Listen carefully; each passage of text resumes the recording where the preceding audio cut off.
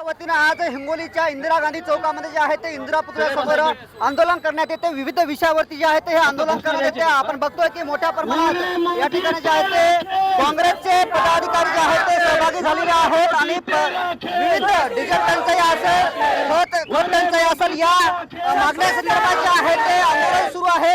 अध्यक्ष आहेत आपल्यासोबत, कुठल्या मुद्द्यावरती आंदोलन होते? आज या एवढ्या मोठ्या 45 डिग्री सेल्सिअस मध्ये हे शेतकरी या ठिकाणी त्यांचे ट्रॅक्टर घेऊन रात्रभर पेट्रोल पंपावर त्यांना इथेच झोपावं लागते।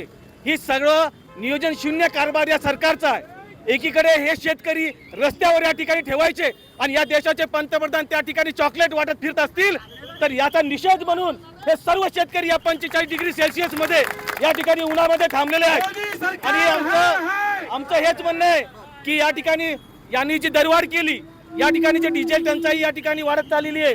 आज शेतकरी बँकेमध्ये परेशान आहेत, त्यांना 5,000 10,000 रुपये त्यांचे पैसे मिळत नाहीत। ही नोटबंदी अघोषित यांनी कशी काय केली?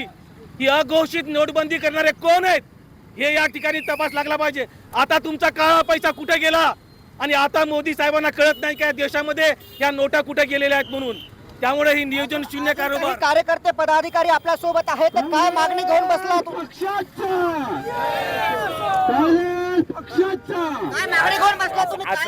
असं कुठलंही क्षेत्र राहिलेलं नाही की ज्या क्षेत्रामध्ये लेकरांच्या संदर्भात असो नीट परीक्षा, शेतकऱ्याच्या संदर्भात असो USA करार, आपला जे माल पाठवायचा त्याला 18%, 20%, 10% टेरिफ लागणार आणि विदेशातून जे माल येणार ते 0% येणार।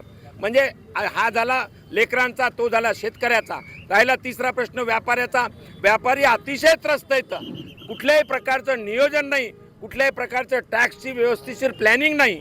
हा झाला तिसरा प्रश्न। चौथा प्रश्न आमच्या बहिणींचा, त्यांना सुद्धा नियमित पैसे नाहीत।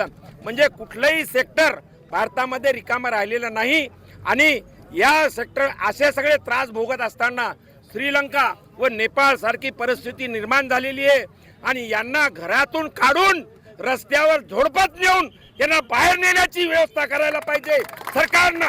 एवढं मला सर्वांना म्हणणं आहे की सर्व लोकांनी मिळून। खरं तर देशाचे पंतप्रधान म्हणतात सोनं खरेदी करू नका, पेट्रोल डिझेलचा काटकसरीने वापर करा, यावरती आपलं काय म्हणणं? अरे सोनं तर पहिले त्यांनी 4 पट भाव करून ठेवले, लोकांजवळ पैसेच नाहीत, बँका पैसे देत नाहीत, राहिलं काही खरेदी म्हणजे हा सोन्याचा व्यवसाय सुद्धा त्यांना बंद पाडायचा आहे, ज्याच्यामध्ये भारतामध्ये 5 करोड लोक इन्व्हॉल्व आहेत। यांना सुद्धा रोडवर आणायची परिस्थिती आहे, असं त्यांना करायचं आहे।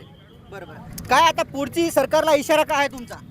सरकारला इशारा आहे पण शेतकरी थांबणार नाही आणि सगळ्या आपण बघतो की हे सर्व काँग्रेसचे पदाधिकारी जे आहेत ते एकत्र जमलेले आहेत आणि आज सरकारच्या विरोधात जोरदार घोषणाबाजी करत या आंदोलकांनी जे आहे ते आंदोलन सुरू केलं आहे। कॅमेरामॅन सायनाथ शिंदेस्वामी, रमेश चंदके, टीना मराठी, हिंगोली।